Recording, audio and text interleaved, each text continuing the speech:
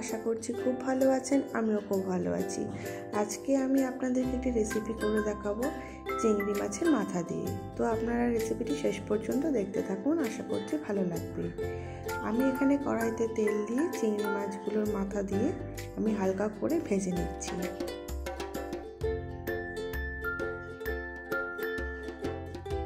এরপর দিয়ে দিচ্ছি পরিমাণ মতন হলুদ আর স্বাদ আন্দাজে লবণ। হালকাভাবে নাড়িয়ে চাড়িয়ে আমি একটি পাত্রে তুলে নেব।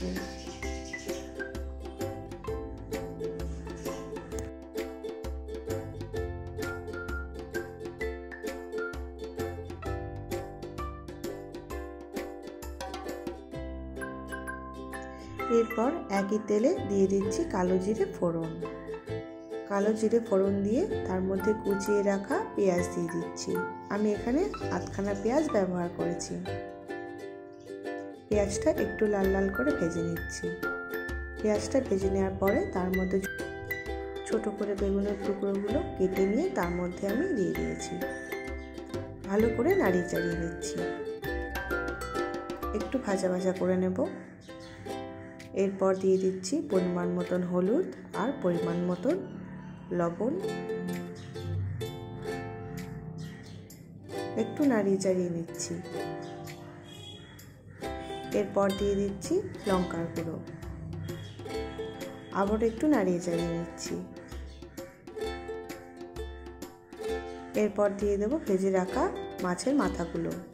মাছের মাথাগুলো দিয়ে ভালো করে নাড়িয়ে চাড়িয়ে নিচ্ছি। একটু ভাজা ভাজা হয়ে গেলে এরপর পরিমাণ মতন জল দিয়ে দেব। আপনারা এখানে চিনির ব্যবহার করতে পারেন, আমি এখানে চিনির ব্যবহার করিনি। কিছুক্ষণের জন্য ভালো করে ফুটতে দেব।